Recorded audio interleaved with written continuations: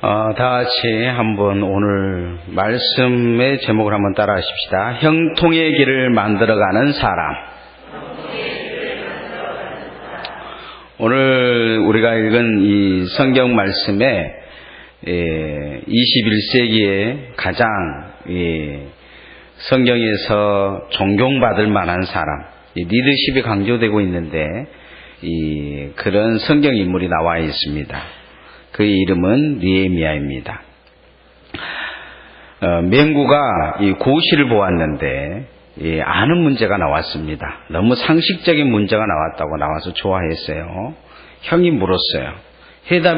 문제가 뭐고 해답이 뭔데? 그러자 만사형통이라는 뜻을 쓰라는 말이 나왔다고 그래요.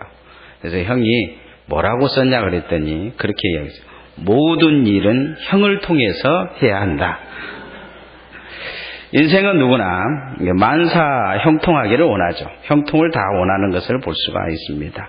형통이라는 게는 모든 일이 자기 뜻대로 잘 이루어진다는 그런 의미를 가지고 있습니다. 성도들이 아멘을 제일 크게 하는 성경 구절이 있어요. 요한 3서 2절을 읽으면 다들 아멘해요.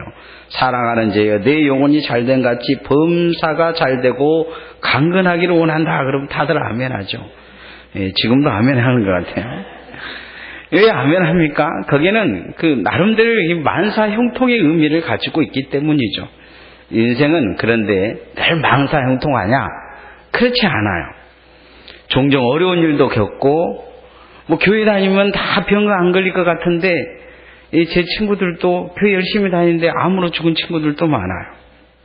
어려운 일도 있고 또 사업도 다 잘 될 것 같은데 전에 제가 지나본 교회 보면 사업 망하신 집사님들도 있어요.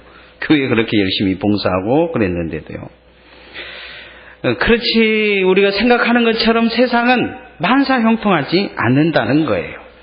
교회에 처음 초신자들이 나오면 다 잘 될 줄 알아요.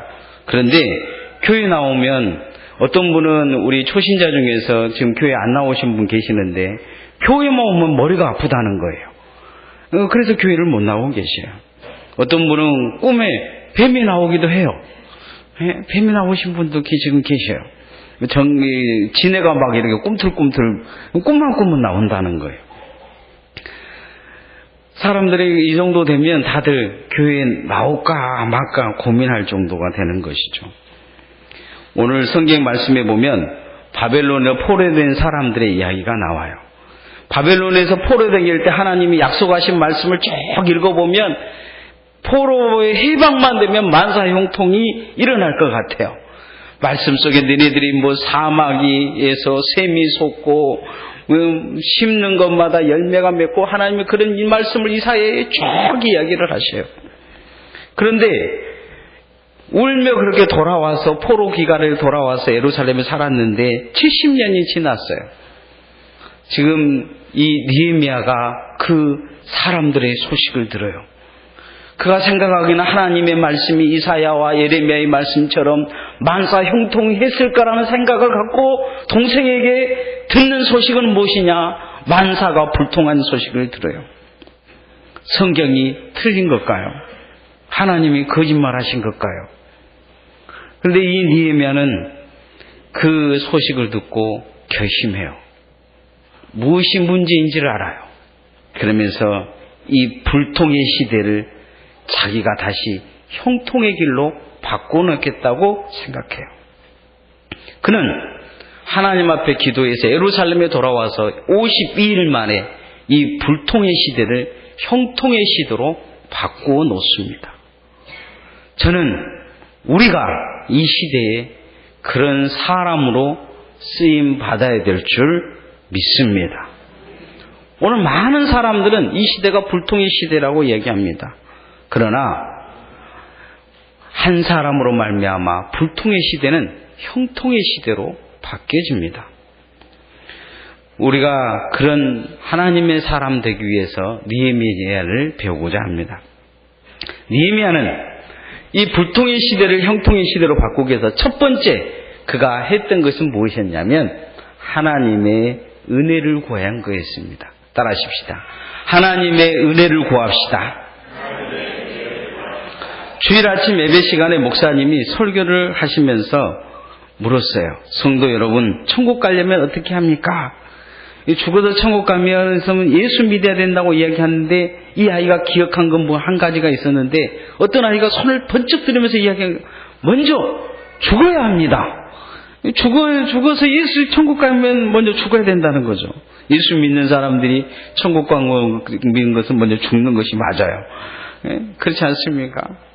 그런데 성경에서 형통의 길을 가는 방법 중에 반드시 거쳐야 하는 건 뭐냐면 은혜 받는 것입니다.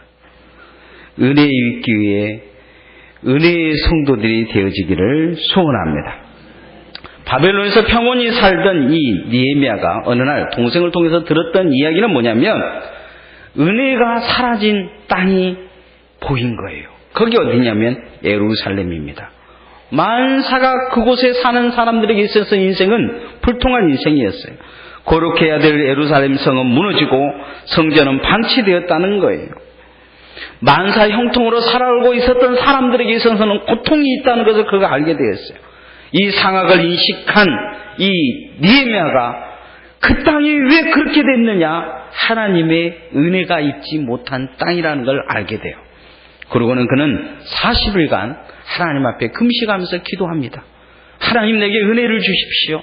내가 먼저 은혜 받고 하나님이 나를 그곳에 보내면 그 땅이 은혜의 땅이 될 거라고 그렇게 기도하는 것입니다.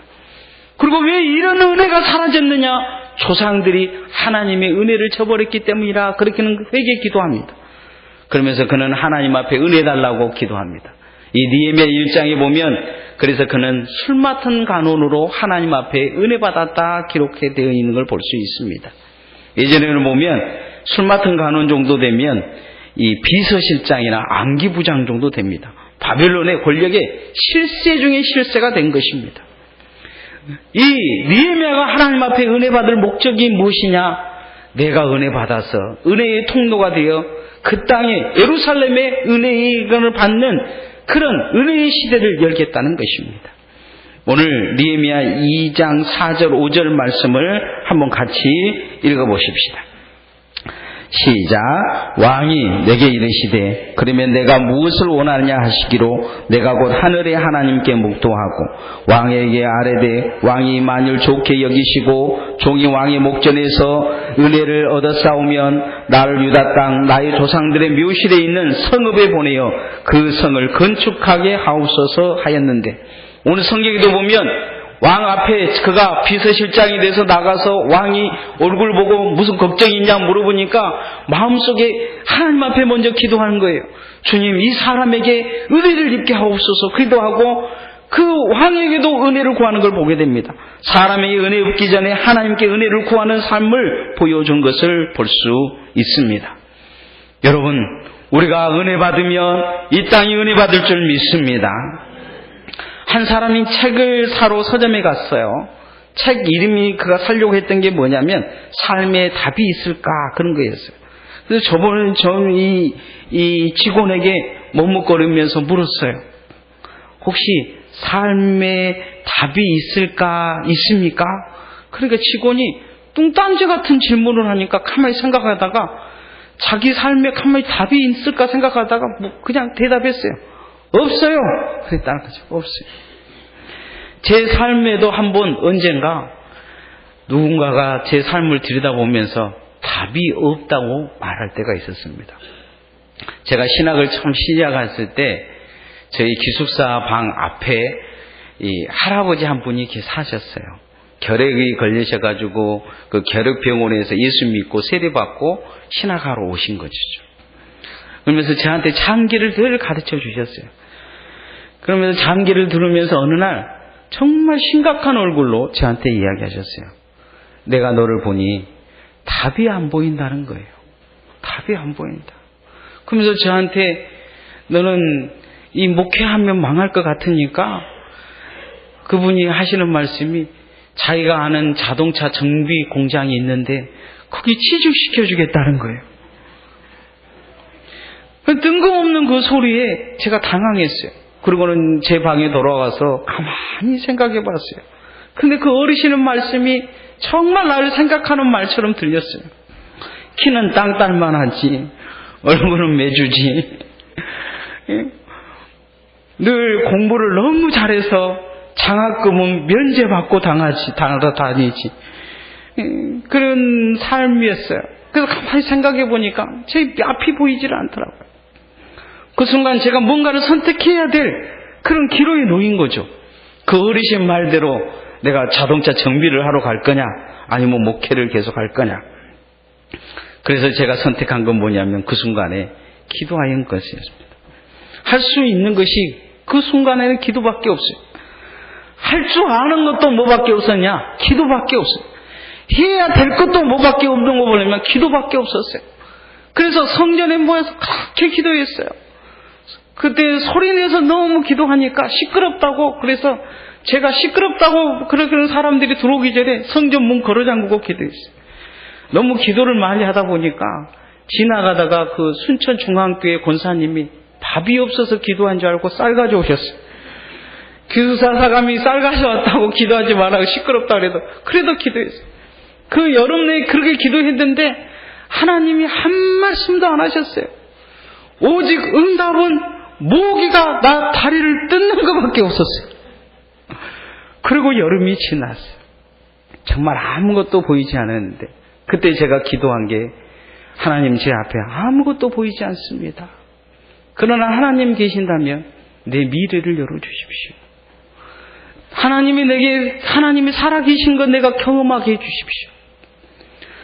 그러면서 제가 그렇게 3가지 조건을 걸었어요. 내년에 개척교회 하나 주십시오.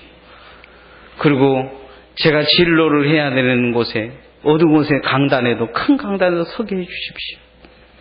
그리고 학비도 내가 돈이 없는데 우리 집은 내 학비 될 여력이 없습니다. 내 학비 문제도 해결해 주십시오. 그의 11월, 12월까지 하나님은 꿈에서도 말씀하시지 않으셨어요. 학교 졸업하고 나서 이제 강주로 학교로 왔는데, 이제 광양에서 목회하다가 그 교회를 그만두고 광주로 왔어요. 갈 교회가 없어서 내가 이제 존경하는 전사님 교회에 갔는데, 그 전사님이 점심 먹고 나서 저한테 오후에 설교 한번 해달라는 거예요. 그래서 오후에 설교를 했는데 이 전사님이 대뜸 교회를 나한테 맡겨놓고 자기는 눈 수술해야 한다고 가셨어요. 한 달만 맡기다가 보니 영원히 돌아오시지 않으셨어요. 그래서 제가 그 개척교회를 맡은 거죠. 맡다 보니까 조금 지나니까 그분들이 한 70명 모이셨는데 출소자들만 있는 교회였어요. 그래서 그분들하고 같이 살면서 교도도 선교하고, 어린 전도사가 그 교도도 선교한다고 사방에서 또 강사로 불러서 이곳저곳 이 한국 강단을 그때 한참 돌아다니고 때가 있었어요. 그리고 학비도 은혜의 때마다 그렇게 주셨어요. 제가 그 순간에 제가 경험했던 건 뭐냐면, 하나님이 내게 은혜 주신 것이죠. 은혜 주신 것입니다. 은혜 입다 보니까 다른 사람에게도 은혜 입히는 사람으로 하나님이 나를 만들어 주시더라는 것이죠. 오늘도 우리가 우리의 삶에서 정말 필요한 게 뭐냐? 하나님이 내게 은혜 주시면 세상을 이기고 세상을 정복하고 또 나와 함께하는 자들에게 은혜 입는 세상이 열릴 줄 믿습니다. 우리가 정말 필요한 게 뭡니까? 하나님 은혜에 입는 것입니다. 2번째, 형통의 길을 가기 위해서는 하나님을 의지해야 합니다. 따라합시다. 하나님을 의지하십시다. 늘 부인을 의지하는 이 남자가 있었어요. 그날도 술집에 가서 술을 마시는데 자기가 대뜸 계산을 하겠다고 해가지고 계산을 했는데 돈이 너무 많이 나온 거예요. 그런데 카드를 긁자마자 부인 핸드폰으로 가게 돼 있어요. 그래서 그 술집 주인에게 부탁을 했어요. 술집이라고 뜨지 않게만 해달라. 그런데 그러고 나서 이제 집에 갔는데 부인이 벌써 대문 앞에서 기다리고 몽둥이 들고 기다리고 있는 거예요. 그래서 아니 어떻게 보낼 건데, 그런데 부인이 문자를 보내주는데 문자에 그렇게 썼어요. 새벽 1시 30분 김밥 천국에서 165만 원 결제. 부인에게 의지하고 산 것이죠. 성도는요, 누구 손 안에 있어야 되냐? 하나님 손 안에 있어야 될 줄 믿습니다. 요즘 저도 자꾸 누구 손 안에 들어가는 것 같아서 걱정스러워요. 오늘 성경에 이 느헤미야는요, 하나님의 주신 힘으로 살기 위해 하나님 손을 의지함으로 하나님의 손이 나를 도왔다, 이렇게 말씀하고 있어요. 자, 2장 8절 말씀 같이 한번 읽어봅시다. 시작. 또 왕의 살림 감독 아삽에게 조서를 내리사 그가 성전에 속한 영문의 물과 성곽과 내가 들어갈 집을 위하여 들보로쓸 제목을 내게 주게 하옵소서 하며 내 하나님의 선한 손이 나를 도우심으로 왕이 허락하고. 누가 도우셨다고요? 하나님이 도우셨다. 하나님을 이 느헤미야는 의지하기 시작하면서 하나님의 손이 그를 돕는 것을 느끼기 시작해요. 우리도 하나님을 의지하면 하나님의 선한 손이 우리를 도우실 줄 믿습니다. 한국의 성자라고는 한경재 목사님의 글을 읽어보면 북한에서 목회하실 때 너무 힘들어서 마음속에 그런 마음을 먹었다는 거예요. 나 이제 목회 안 할란다. 어떻게 하면 목회를 안 할까 그 생각을 하고 있는데 그날 저녁부터 꿈을 꾸면요, 이렇게 넘어지면 큰 손이 나타나서 자기들 이렇게 오른쪽으로 넘으면 오른쪽을 탁 잡아주고 왼쪽으로 넘어지면 왼쪽으로 잡아주더라는 거예요. 앞으로 딱 꼬꾸러지려고 하니까 두 손이 딱 자기를 잡더니 다시 반드시 세우더라는 거죠. 꿈인 줄 알고 딱 깼는데 보니까 정말 생생한 환상을 자기가 본 것을 경험한 거예요. 그래서 마음속에 그렇게 생각이 돼요. 내가 목회를 지금까지 한 게 아니고 하나님이 손이 나를 붙들어서 여기까지 왔구나 생각하면서 그때부터 하나님을 의지하기 시작했다는 것이죠. 신앙도 마찬가지입니다. 내가 하는 게 아니고 주님이 나를 붙들고 가시는 것입니다. 그러기에 우리는 더 주님을 의지해야 될 줄 믿습니다. 주님을 의지할 수 있는 그게 뭐냐? 믿음입니다. 주를 더 의지하면 주님의 손이 나를 붙들고 가실 줄 믿습니다. 여러분이 그렇게 되어질 수 있기를 소원합니다. 형통의 길을 가는 마지막 방법은 뭐냐? 따라하십시다. 부흥을 바라는 것입니다. 오늘 본문 느헤미야는 예루살렘의 부흥을 갈망하는 사람이 됩니다. 그는 꿈꿉니다. 그 땅은요, 뭔가를 기대할 수 있는 땅이 아닙니다. 소망의 땅이 아니었어요. 들려오는 소문은 모두 다 패망하고 절망한 소식밖에 없었습니다. 예루살렘의 성은 무너졌고 성문은 불탔고 그곳에 있는 사람들은 고통받고 씨를 뿌리면 씨가 나지 않는, 열매를 맺지 않는 그런 땅이었습니다. 그런데 그는 그 땅에 부흥을 갈망합니다. 갈망하는 자를 땅에서 그 땅은 부흥의 땅이 되어지는 것을 볼 수 있습니다. 2장 10절 말씀 같이 한번 읽어봅시다. 시작. 호론 사람 산발락과 종이었던 암몬 사람 도비아가 이스라엘 자손이 흥황하게 하려는 사람이 왔다 함을 듣고 힘이 근심하니라.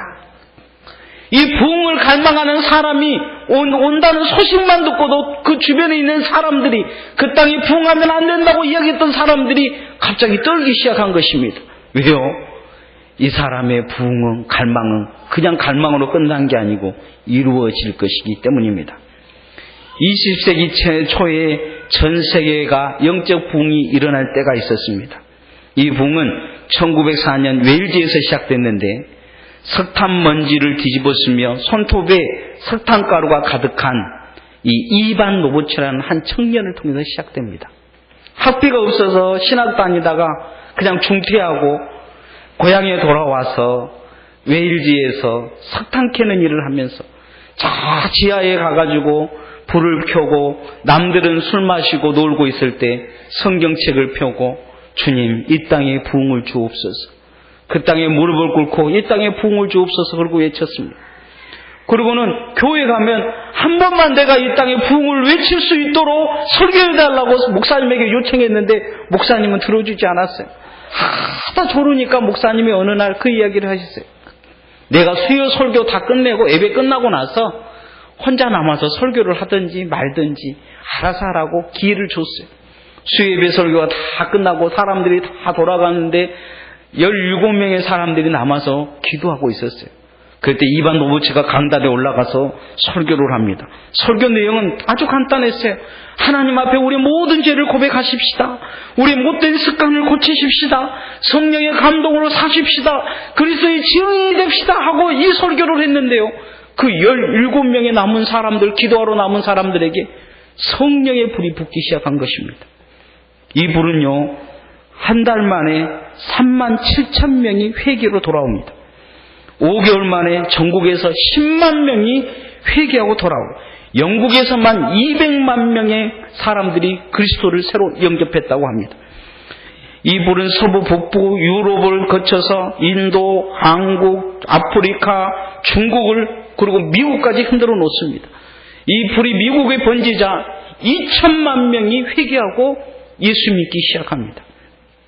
이 불길이 우리 한국에도 한번 거쳐가는데, 우리가 알고 있는 1907년에 이 평양 대부흥운동이 일어납니다. 이것은 우리는 길손주 장로님이 회개해서 시작했다고 하지만, 실은 원산 지역에서 선교사들이 이 외일주의 부흥을 알고 금식하면서 이 땅에도 이 성령의 부흥이 붙게 해주옵소서 기도했습니다. 그 기도를 통해, 기도가 나중에 길손주 장로의 회개를 통해서 이 1907년에 온 한반도가 회개 운동이 일어나면서 교회들이 일어나기 시작합니다. 대부흥이 일어난 것입니다. 이 대부흥은 이반 노부치 바라는 마음, 부흥을 바라는 그 마음으로 시작된 것을 볼 수 있습니다. 열망이 없으면 아무것도 할 수 없습니다. 하나님은 어떤 자들에게 역사하시냐? 주를 바라고 부흥을 바라는 자들에게 역사하십니다. 여러분의 신앙의 부흥을 바라시기를 소원합니다. 여러분의 안에 기도의 부흥이 일어나며, 말씀의 부흥이 일어나며, 예배의 부흥이 일어나기를 소원합니다. 우리 교회도 이런 부흥이 일어나야 될 줄 믿습니다. 누군가가 바라고 하나님 앞에 기도하면 교회가 부흥하게 될 것입니다. 이 강진 땅이 회개하며 돌아올 줄 믿습니다. 다음 주는 우리가 총동원주의를 합니다. 또 전도주의도 합니다. 우리는 전도하지 못하고 또 누군가를 인도하지 못할지는 모르나 기도할 수 있습니다. 부흥을 바라는 마음을 가질 수 있습니다. 이런 사람을 통해서 하나님은 형통의 길을 열어가시는 것입니다. 내 마음이 하나님과 불통하면 내 삶도 하나님과 불통하게 될 것입니다. 그러나 내 마음이 하나님과 형통의 길을 열어놓는다면 내 삶이 형통하고 나와 함께하는 자들이 형통의 길로 나아갈 줄 믿습니다. 이 말씀에 결론을 맺으려고 합니다. 형통의 길로 가십시다. 그러기 위해 하나님의 은혜가 필요합니다. 오늘 그 하나님의 은혜를 구하십시오. 여러분이 하나님의 은혜를 받는 자가 되면 여러분과 함께하는 모든 사람들이 그 하나님의 은혜를 나눔을 통해서 형통의 길로 들어설 줄 믿습니다. 하나님의 돕는 손을 의지하십시다. 내 힘으로는 안 됩니다. 내 힘으로 할 수 있다면 우리가 하나님을 의지할 이유가 어디 있습니까? 그러나 주를 의지하면 주님이 하실 줄 믿습니다. 느헤미야는 이것을 알았습니다. 그래서 철저히 하나님을 의지하는 걸 보게 됩니다. 왕 앞에서도 왕이 무슨 말을 요구하자 그는 묵도하며 하나님께 먼저 은혜를 구합니다. 하나님의 손을 의지합니다. 그러자 그가 말한 대로 왕이 모든 걸 허락해주고 그가 요구하지 않는 것도 하나님의 은혜로 그가 모든 걸 쓸 수 있도록 도와주는 것을 볼 수 있습니다. 70년간 하지 못한 일을 그는 52일 만에 해내는 걸 보게 됩니다. 왜 이런 일이 일어납니까? 그는 바라는 마음이 있었기 때문입니다. 우리는 절망하지 말고 내 힘으로 되지 않는다고 포기하지도 말고 주를 바라기를 소원합니다. 부흥을 바라십시오. 내 안에 부흥도 바라고 교회 안에 부흥도 바라고 나의 형제들의 부흥도 바라십시오. 그러면 하나님이 부흥의 불길로 우리를 다시 일으켜 주실 줄 믿습니다. 찬양하겠습니다.